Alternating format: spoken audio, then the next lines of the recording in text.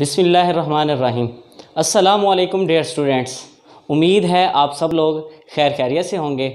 Students, हम 10th class का lecture number 1 start करने लगे हैं आज, और पहले ही चैप्टर का जिसके अंदर हम सिंपल हार्मोनिक मोशन को डिस्कस करेंगे। बेटे, सिंपल हार्मोनिक मोशन की डेफिनेशन को समझने के लिए हम सबसे पहले उसकी एक एग्जांपल को एक्सप्लेन करते हैं, उसको देखते हैं। जब हम एग्जांपल को देख लेंगे फिर हमें पता चल जाएगा कि सिंपल हार्मोनिक मोशन है क्या चीज़। पहले अगर मैं यहाँ पे डेफिनेशन पढ़ लेता हूँ तो आपको इसकी समझ नहीं आएगी कि ये क्या चीज़ है। तो उसे समझने के लिए हम सबसे पहले एक एग्जांपल है वो देख लेते हैं कि आपके पास सिंपल हार्मोनिक मोशन की क्या एग्जांपल है। बेटे, हमने एक सिस्टम लिया है जिसके अंदर हमारे पास क्या चीज़ है, एक स्प्रिंग है और मैस, और इसको कहते हैं मैस स्प्रिंग सिस्टम, या इसको हम कह देते हैं कि एक मैस है जो कि अटैच है किस चीज़ के साथ, स्प्रिंग के साथ अटैच है। सपोज बेटा ये हमारे पास एक हॉरिजेंटल सरफेस है, यानी मैं यूं कह देता हूं कि आपने एक टेबल को दीवार के साथ लगाया है, उस टेबल के ऊपर आपने क्या किया, एक स्प्रिंग लिया, स्प्रिंग के एक हिस्से को दीवार के साथ अटैच कर दिया और स्प्रिंग के दूसरे हिस्से को आपने किसी भी मैस के साथ अटैच कर दिया। जब आपने अटैच कर दिया है तो ये सबसे पहले देखिए, ये आपके पास पॉइंट ओ है, ये पॉइंट ओ के ऊपर रखा हुआ है। ये पॉइंट ओ के ऊपर जब हमने रखा है, ये अपनी नॉर्मल पोजीशन के ऊपर है। नॉर्मल पोजीशन कौन सी होती है? जब आपके पास फोर्स जीरो हो, यानी उसे हम कोई छेड़छाड़ उसके साथ नहीं कर रहे, वो बिल्कुल सुकून में है, हमने उसके ऊपर कोई फोर्स नहीं लगाई।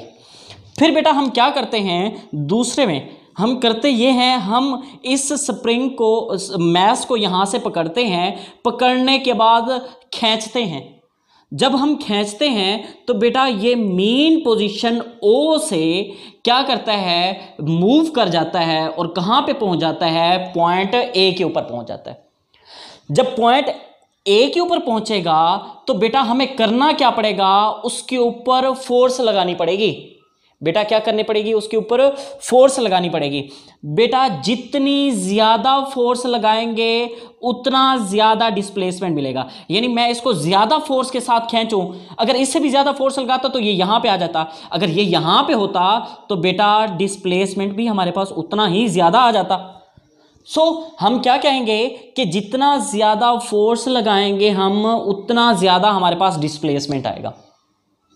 इसी तरह अब जहाँ यहाँ पे मैं क्या करता हूँ, इसे छोड़ देता हूँ। यहाँ से मैंने पकड़ा हुआ था, यहाँ पे आके जब इसे छोड़ता हूँ, छोड़ने की वजह से बेटा ये दोबारा अपनी मेन पोजीशन की तरफ आएगा, यहाँ से मूव करेगा, अपना मेन पोजीशन की तरफ आएगा। जब मेन पोजीशन की तरफ आएगा तो बेटा यहाँ पे रुक जाएगा, नहीं बेटे ये यहाँ पे ड्यू टू अनर्शिया की वजह से रुकेगा नहीं। रुकने की कोशिश, क्योंकि अनर्शिया जो होती है वो प्रॉपर्टी होती है किसी ऑब्जेक्ट की, जिसकी वजह से ऑब्जेक्ट या तो मूव करता है या मूव करने की कोशिश करता है, तो या रुकता है या रुकने की कोशिश करता है। तो यहाँ रुकने की कोशिश तो करेगा लेकिन रुक नहीं पाता, जो किसी मतलब अपोज करता है मोशन को, यानी यहाँ पे ये इसकी मोशन को अपोज करेगा, यानी ये मूव कर रहा है, इसे रोकने की कोशिश करेगा ड्यू टू अनर्शिया, लेकिन यहाँ रुक नहीं पाएगा। तो फिर वो क्या करेगा, लेफ्ट साइड पे मूव कर जाएगा, लेफ्ट साइड पे मूव कर जाएगा। ये उसकी एक्सट्रीम पोजीशन थी।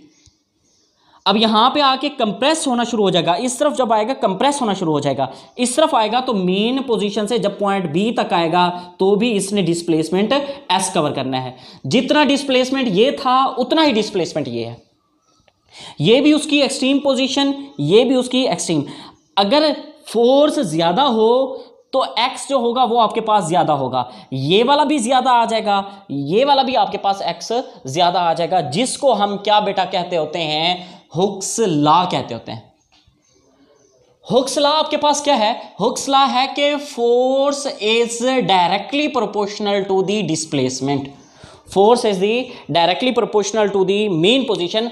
अब यहाँ पे ये मैंने स्टेट में लिखे बेटा, लॉज रूल्स जितने भी होते हैं उनकी डेफिनेशन नहीं होती, बच्चे गलती करके ऊपर डेफिनेशन की हेडिंग दे देते हैं, उनकी डेफिनेशन नहीं होती बल्कि क्या होती है, स्टेटमेंट होती है। आपने स्टेटमेंट की हेडिंग देनी है। अब स्टेटमेंट क्या है, force is directly proportional to the displacement, it is called Hooke's law. अभी मैंने आपको बताया था कि फोर्स डायरेक्टली प्रोपोर्शनल का मतलब क्या होता है? डायरेक्टली प्रोपोर्शनल का मतलब ये होता है अगर एक चीज बढ़ रही है तो उसके साथ दूसरी चीज भी बढ़े। इनवर्सली प्रोपोर्शनल क्या होता है? एक चीज बढ़ रही है, दूसरी चीज कम हो जाए, इसको कहते हैं इनवर्सली प्रोपोर्शनल। अब हम यहां पे कौन सा रिलेशन देख रहे हैं? ये डायरेक्टली प्रोपोर्शनल का रिलेशन है, यानी F is directly proportional to displacement. क्या मतलब? यहां पे मैंने अभी आपको बताया था अगर मैं ज्यादा फोर्स के साथ खींचता हूं तो ये x क्या हो जाएगा? ज्यादा, इसको कहते हैं। अब यहां पे एक और बात, मैंने यहां पे माइनस का साइन लगाया है। अब माइनस का साइन क्या होगा बेटे? माइनस का साइन ये होता है कि अगर मैं इसको खींचता हूं ना, खींचता, तो ये जो मैस होता है ये फोर्स लगाता है पीछे की तरफ। यानी कोई चीज है, मतलब इसे, चलो इसी को मैं देख लेता हूं। अगर मैं इसे खींचने की कोशिश करता हूं, जैसे जैसे खींचता जाऊंगा मुझे खींचने में मुश्किल होती जाएगी। क्यों? क्योंकि ये मैस जो है वो जाना चाहता है किस तरफ? मीन पोजीशन की तरफ जाना चाहता है, लेकिन मैं उसको खींच रहा हूं किस तरफ? ये इस तरफ खींच रहा हूं।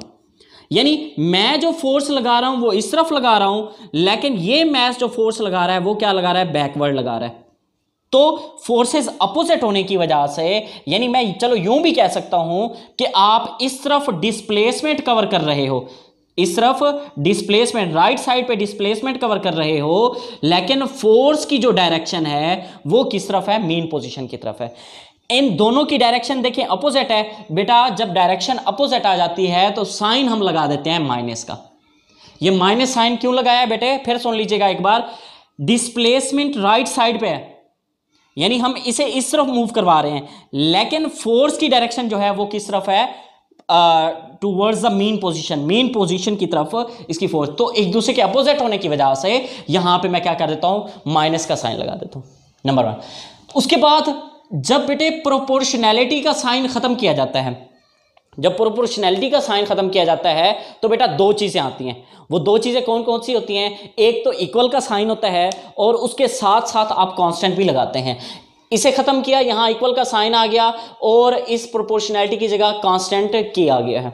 सो आपके पास ये F is equal to minus K X आपके पास आ गया है। उसके बाद बेटा ये स्प्रिंग कांस्टेंट की जब बात करते हैं, स्प्रिंग कांस्टेंट की वैल्यू हम फाइंड आउट करते हैं, तो कैसे फाइंड आउट कर सकते हैं? F is equal to minus K X आ गया, तो K की वैल्यू क्या होगी? X इधर मल्टीप्लाई हो रहा है, इधर आके डिवाइड। क्या इसको आप डेफिनेशन इसकी कर सकते हैं? It is ratio. ये बेटा अगर डिवाइड आ जाए तो वो रेशो होती है। रेशो किस किस चीज में रेशो है बेटे? Applied force, force to the displacement. Force और डिस्प्लेसमेंट में जो रेशो होती है उसको कहते हैं स्प्रिंग कांस्टेंट। फोर्स और डिस्प्लेसमेंट में जो रेशो होती है उसको कहते हैं स्प्रिंग कांस्टेंट के। अब ये जो स्प्रिंग कांस्टेंट के है उसकी डिपेंडेंस क्या है? वो किस चीज, किन किन चीजों के ऊपर डिपेंड करता है? क्योंकि हम स्प्रिंग की बात कर रहे हैं तो ये बेटा आपके पास स्टिफनेस ऑफ स्प्रिंग के ऊपर डिपेंड करेगा। अब ये स्टिफनेस क्या होती है? स्टिफनेस में बेटा हार्डनेस भी आ जाती है और सॉफ्टनेस भी आ जाती है। हार्डनेस बेटा जितनी ज्यादा होगी, हार्ड ज्यादा होगा स्प्रिंग, यानी इसको खींचना जितना मुश्किल होगा के की वैल्यू उतनी ज्यादा होगी। अगर ये सॉफ्ट स्प्रिंग है, सॉफ्ट मतलब इसे खींचना हमारे लिए आसान है, तो बेटा के की वैल्यू जो होगी आपके पास क्या होगी? लेस होगी। समझ आ गई? उसके बाद बेटा हम इसके अंदर थोड़ा सा और पढ़ेंगे, वो है रीस्टोरिंग फोर्स।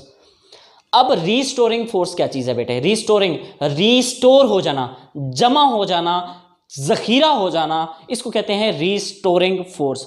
रीस्टोरिंग फोर्स का कंसेप्ट जरा समझते हैं बेटा। देखें, अगर ये स्प्रिंग पहले मेन पोजीशन पे था, मैस मेन पोजीशन पे था, जब मैं इसे खींचता हूं, खींचने की वजह से ये यहां तक आया, क्या जो मैंने फोर्स लगाई थी क्या वो जाया हो गई? यानी जो हमने फोर्स लगाई थी क्या वो जाया हो गई? नहीं बेटे, वो बिल्कुल भी जाया नहीं हुई। वो क्या होती है, इस मैस के अंदर स्टोर हो जाती है। अब वो फिर काम कब आती है? वो काम तब आती है जब बेटा वो दोबारा वापस मूव करता है। अब जाहिर बात है, जब स्प्रिंग या मैस जो है यहां से यहां तक आया है, इसने वापस भी तो जाना है। अब इस स्प्रिंग को जो वापस लेके जाती है फोर्स, उसको कहते हैं रीस्टोरिंग फोर्स। यानी पहले मेन पोजीशन पे था, फोर्स लगाई, फोर्स इसे यहां तक ले आई, क्या वो फोर्स जाया हो गई? नहीं बेटे, वो वाली फोर्स यहां से यहां तक इस मैस के अंदर जमा हो गई। अब वो फोर्स कब काम आएगी? जाहिर बात है जब ये यहां पे आई, इसने वापस भी तो जाना है। वापस जाने के लिए जो फोर्स यूज होगी उसको कहते हैं रीस्टोरिंग फोर्स। अगर देखें यहां पे, the restoring force always pulls और pushes the object performing oscillatory motion. ये बेटा पुल भी कर सकती है, पुश भी कर सकती है फोर्स। मतलब ये इसे धकेल भी सकती है इस तरफ, ये मेन पोजीशन से इस तरफ इसे लेके जा भी सकती है। यानी अगर इस तरफ जाएंगे तो पुश हो रहे हैं मेन की तरफ, अगर मेन पोजीशन से दूर हो रहे हैं तो पुल हो रहे हैं। ये आपके पास, यानी ये पुल हो रहा होगा, ये बल्कि आपके पास क्या हो रहा होगा? पुश हो रहा होगा। सो यानी रीस्टोरिंग फोर्स वो होती है जो किसी ऑब्जेक्ट को मेन पोजीशन की तरफ पुल भी करवा सकती है और पुश भी करवा सकती है। वो हमेशा क्या होगी? अप्लाइड फोर्स के अपोजिट होगी। यानी हम फोर्स जो है इसके ऊपर लगा रहे हैं इस तरफ, हम फोर्स लगा रहे हैं इस तरफ जो हम अपने हाथों से लगाएंगे, लेकिन स्प्रिंग जो फोर्स लगाएगा वो क्या करेगा? मेन पोजीशन अपोजिट साइड पे होगा। इसको कह देते हैं हम एफ आर। अब इन दोनों का देखिए एक दूसरे के अपोजिट है, ये इस तरफ है, ये इस तरफ है, तो क्या हम इन दोनों का रिलेशन लिख सकते हैं? जी बिल्कुल बेटे, हम यहां पे लिख सकते हैं F R is equal to minus F. अब ये F R is equal to minus F क्यों लिखा है? क्योंकि ये अप्लाइड फोर्स है और आर का मतलब होता है restoring. Restoring force applied force के अपोजिट है, अपोजिशन की वजह से हमने यहां पे नेगेटिव साइन लगा दिया, नेगेटिव साइन आ गया। अब बेटा इस f की वैल्यू हम पुट कर सकते हैं? जी बिल्कुल कर सकते हैं। ये जो हमने वैल्यू यहां पे लिखी हुई थी f is equal to minus K X, यहां पे आ जाएगी restoring force according to Newton second law of motion. 9th class के अंदर बेटा आप लोग पढ़ के आए हैं ये कि Newton second law of motion क्या है? f is equal to M A. ये बेटा आ गया। अब इक्वेशन 2 और इक्वेशन 3 को जरा कंपेयर कीजिएगा। ये भी f है, ये भी f है। f की जगह आपने क्या करना है? यहां पे एम ए पुट कर देना है। एम ए आ गया और उसके बाद माइनस के एक्स आ गया। सो हमने क्या किया? f की जगह एम ए लिख दिया is equal to minus K x लिख दिया। अब यहां से हम क्या कर सकते हैं? यहां से हम a की वैल्यू फाइंड आउट कर सकते हैं। जब a की वैल्यू फाइंड आउट कर सकते हैं तो कैसे आ जाएगा आपके पास? देखिए जरा, a इधर ही रह जाएगा, m इधर मल्टीप्लाई हो रहा है, इधर आके डिवाइड हो जाएगा। तो अब इसी को जरा समझने की कोशिश कीजिएगा बेटा। k मैंने आपको क्या बताया था? k क्या होता है बेटा? कांस्टेंट होता है। k क्या होता है? कांस्टेंट होता है, जो अभी मैंने थोड़ी देर पहले बताया था। और यहां पे m क्या चीज है बेटा? m भी कांस्टेंट है, मैस कांस्टेंट होता है। अब हम यहाँ पे थोड़ी देर पहले हम किसी जगह पे बैठे थे तो हमारा सपोज मैस हम कह देते हैं हमारा 50 kg था। क्या हम थोड़ी देर बाद जब किसी दूसरी जगह जाएंगे क्या वो 60 हो जाएगा? नहीं बेटे, हम जहाँ मर्जी चले जाएं वो आपके पास 50 ही रहना है। या सपोज हम दुकान से चीनी लेके आए हैं, सपोज 1 किलोग्राम चीनी लेके आए हैं, उसे हमने रख दिया है, 1 महीना पड़ी रही है, हमने उसे यूज ही नहीं किया, वो वैसी की वैसी पड़ी है। तो 1 महीने बाद के क्या जब आप उठाओगे उसे क्या वो कम हो जाएगी? नहीं बेटे, कम नहीं होगी। मैस जो होता है वो भी कांस्टेंट होता है बेटे। ये दोनों वैल्यूज क्या हो गई? कांस्टेंट हो गई। हमने यहां पे देखा था जब प्रोपोर्शनैलिटी साइन खत्म करते हैं तो दो चीजें आती हैं, क्या? इक्वल और कांस्टेंट। अब इस रिलेशन में देखें, हमारे पास इक्वल भी है और कांस्टेंट भी है। वहां हमने प्रोपोर्शनैलिटी खत्म करके इन दोनों को लगाया था। अब हम इन दोनों को खत्म करना चाहते हैं तो बेटा हमारे पास क्या साइन आएगा? प्रोपोर्शनैलिटी का साइन आएगा। यानी कांस्टेंट को भी खत्म कर दें, इक्वल को भी खत्म कर दें तो आपके पास क्या आ जाएगा? प्रोपोर्शनैलिटी। अब जरा इस रिलेशन को देखिएगा और आपके पास इस रिलेशन को देखिएगा, क्या फर्क है बेटे? यहां पे देखें, ए भी आपके पास एक्सेलरेशन है, ए भी आपके पास प्रोपोर्शनल है एक्स के डिस्प्लेसमेंट के, और एफ भी आपके पास प्रोपोर्शनल है एक्स के। क्या बेटा हम यूं कह सकते हैं जो एफ की डायरेक्शन होगी वही ए की डायरेक्शन होगी? यानी जैसे जैसे एफ बढ़ता जाएगा ए भी वैसे वैसे बढ़ता जाएगा, एफ कम होता जाएगा ए भी कम होता जाएगा। इसी चीज को समझने के लिए आगे दो मैंने चीजें बताई हैं, उसे जरा देख लीजिएगा। आपका जो टॉपिक है, बुक के अंदर टॉपिक दिया गया, उसके एंड के अंदर आपको ये चीजें बताई गई हैं। कैसे? From extreme to mean position. अब बेटा एक्सट्रीम पोजीशन कौन सी आपके पास? ये है एक्सट्रीम पोजीशन। वो कहता है अगर ऑब्जेक्ट, ये वाला ऑब्जेक्ट मैस m जो है वो मूव कर रहा हो एक्सट्रीम पोजीशन से मीन पोजीशन की तरफ, तो क्या होगा? यानी एक्सट्रीम से मीन की तरफ। बेटा जब इसे इधर लेके जाओगे फोर्स बढ़ती जाएगी। चलें मैं एक और तरीके से बताता हूं। F is directly proportional to X। जैसे जैसे X बढ़ता जाएगा F भी बढ़ता जाएगा। जैसे जैसे X कम होता जाएगा F भी आपके पास कम होता जाएगा। अब वो कहते हैं आपने मूव करवाना है एक्सट्रीम से मीन। बेटा जब इसको यहां से मूव करवाएंगे मीन की तरफ, जैसे जैसे ये मीन की तरफ आएगा ये X कम होता जाएगा, ये X कम। अब पहले यहां पे था X, ये था, अब यहां से यहां पे आ गया, अब आपके पास X क्या हो जाएगा, ये रह जाएगा। जरा देखिएगा पहले X ये था, अब आपके पास X जो है ये रह जाएगा, X कम हो गया। जब बेटे X कम होगा फोर्स आपके पास क्या हो जाएगी, कम। यानी X आपके पास डिक्रीज हुआ तो आपके पास F भी क्या हो गई, डिक्रीज। उसी तरह मैंने आपको क्या कहा था, जैसे जैसे F डिक्रीज होगा तो एक्सेलरेशन भी डिक्रीज होगा। सो ये वही रिलेशन है, X डिक्रीज हुआ A डिक्रीज हुआ, X डिक्रीज हुआ F डिक्रीज हुआ। इस चीज को जरा देख लीजिएगा। इसी तरह from mean to extreme position. अब चलो यूं देखें, ये आपके पास है मीन पोजीशन, बेटे ये भी आपके पास एक्सट्रीम है, ये भी आपके पास एक्सट्रीम है। अब जैसे जैसे सपोज पहले ऑब्जेक्ट यहां पे था, ऑब्जेक्ट मीन पोजीशन पे, जब बेटा ऑब्जेक्ट मीन पोजीशन पे होता है फोर्स जीरो होती है, फोर्स क्या होती है, जीरो। अब जैसे जैसे मीन पोजीशन से एक्सट्रीम पोजीशन की तरफ आएंगे तो x क्या होता जाएगा, बढ़ता जाएगा। बेटे x बढ़ेगा, x इंक्रीज होगा तो a आपके पास इंक्रीज, डायरेक्टली ही साइन है, x इंक्रीज तो a इंक्रीज, x इंक्रीज तो f भी आपके पास क्या होता जाएगा बेटे, इंक्रीज होता जाएगा। अब आते हैं हम सिंपल हार्मोनिक मोशन की डेफिनेशन को देखते हैं। हमने ये एग्जांपल पढ़ी, ये चीजें देखी, अब जरा डेफिनेशन में पढ़ता हूं, देखिएगा आपको समझ आई है कि नहीं। सिंपल हार्मोनिक मोशन, जिसको हम SHM भी कहते हैं, सिंपल हार्मोनिक मोशन अकर्स, कब अकर होती है, व्हेन नेट फोर्स, जब नेट फोर्स क्या होती है, is proportional to the displacement. यहां पे लिख दें directly proportional to the displacement.